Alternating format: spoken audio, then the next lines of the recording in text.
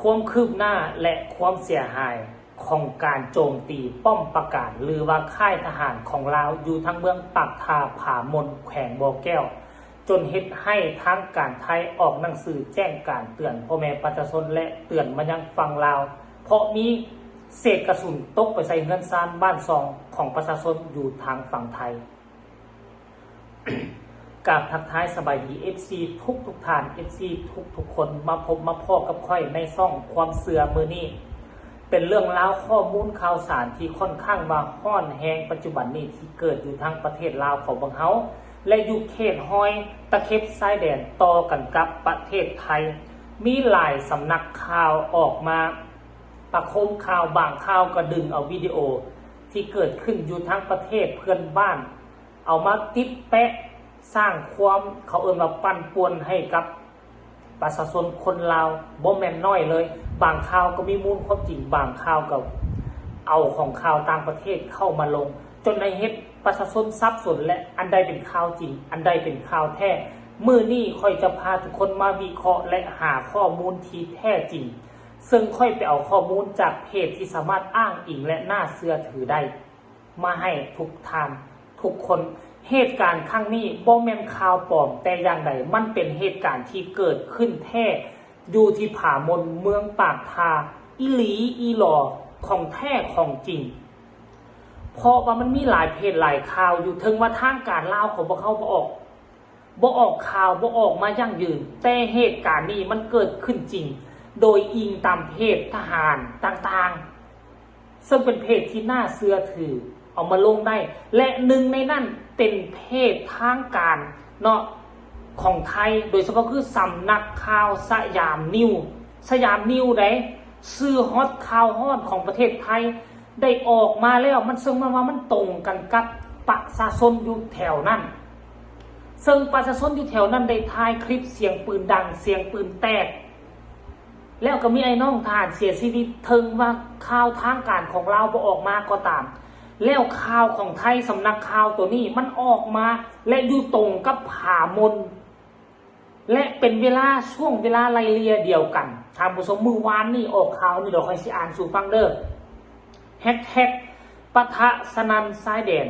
กระสุนทะลุหลังคาบ้านไทยทหารผาเมือง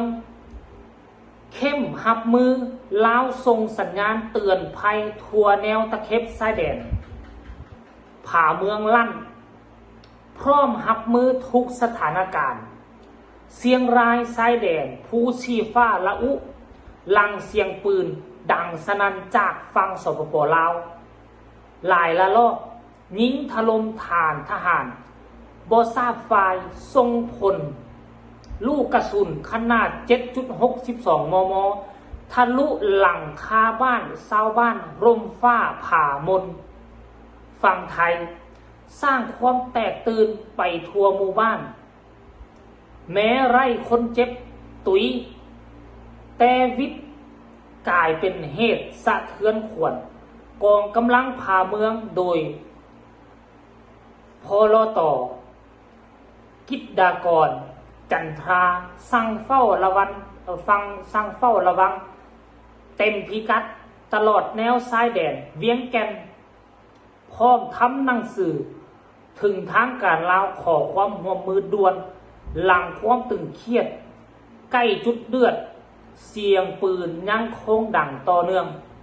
จากฝั่งลาวห่างชายแดนไทยไปบ่ถึง2 กิโลเมตรท่านผู้ชมกองกำลังผาเมืองบ่ถึง2 กิโลเมตรขณะที่ทางการสปป.ลาวไม่อยู่เฉยว่าจะสั่งเจ้าหน้าที่ท้องถิ่นเข้มงวด24 ชั่วโมงวันกุมติดอาวุธบุกซ้ำเฝ้าระวังทุกหมู่บ้านชายแดนเตรียมพร้อมทั้งกำลังพลและอาวุธหับมือทุกสถานการณ์แฮชแท็กสำนักข่าวสยามนิวเครดิตเจ้าของภาพข่าวท่านผู้ชมแล้วก็มีภาพดังกล่าวนี่เห็นบอกสรุปแล้วผู้ชี้ฟ้าของทั้งฝั่งไทยเนาะอยู่ติดกับดอยผามนนี่เป็นดอยเดียวกันที่ว่า ฝั่งไทยฝั่งลาวใส่ห่วมกันเป็นเขตชายแดนท่านผู้ชมในเมื่อเกิดห่างจากเขตชายแดนไทยไปบ่ฮอด2 กิโลมันก็มีโอกาสที่ลูกกระสุนจะตกข้างแล้วปัจจุบันนี่นะตามรายงานของเจ้าหน้าที่คลิปเสียงนะบอกว่าจำนวนหนึ่งของโจรนั่นนะของกลุ่มติดอาวุธบ่ทราบฝ่ายทะลักเข้าสู่ประเทศไทยแล้วถ้าพี่น้องทั้งฝั่งไทยอยู่เขตนั้นฟังอยู่ต้องแจ้งเตือนกันให้ระมัดระวังไปเบิ่งคลิปนี้สักก่อนเราจึงมาพ้อกันในช่วงต่อไป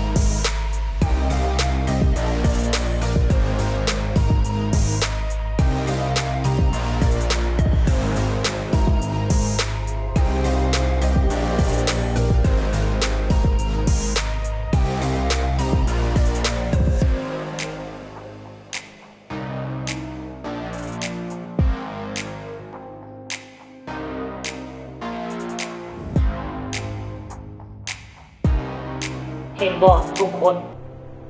เรื่องนี้บ่แม่นข่าวปลอมเรื่องนี้เป็นข่าวจริงเพศคันสิว่าเป็นเพศลักของทางการทหารก็ว่าได้หลายเพจออกมาเคลื่อนไหวเอาคลิปวิดีโอนี่มันมีมูลความจริงอีหลีปัจจุบันนี้ไอ้น้องทหารเสียชีวิตอย่างต่ำคือ2 รายประมาณ 2-3 รายบ่แน่ชัดว่า3 รายแต่2 รายนี่ 100% แล้วบางเพจออกมาว่าเรื่องนี้บ่มีมูลความจริงเด้อนั่นนี่เจอพี่น้องทหารผู้ที่เสียชีวิตออกมาด่ากับบ่แม่นมูลความจริงจังได๋มีพี่น้องค่อยเป็นทหารเสียชีวิตแล้วนั่นนี่กระทบกันสรุปแล้วเป็นอย่างทางการจึงบ่ออกมาถ้าทางการออกมาน่ะเอาข้อมูลความจริงออกมามันก็บ่เฮ็ดเพจมันก็บ่เฮ็ดให้เพจอื่นที่เอาข่าวปลอมบ่เอาวิดีโอปลอมมาซั่นตัวเขาก็จะเอาจากเพจวิดีโอลักหันมาแต่นี่เพจลักของทางการบ่ออกมานะเดี๋ยวนี้นะมันก็เลยเฮ็ดให้สร้างความปั่นป่วนทั่วสังคมนี่เพจบล็อกต๊อกแต๊กเอาออกมา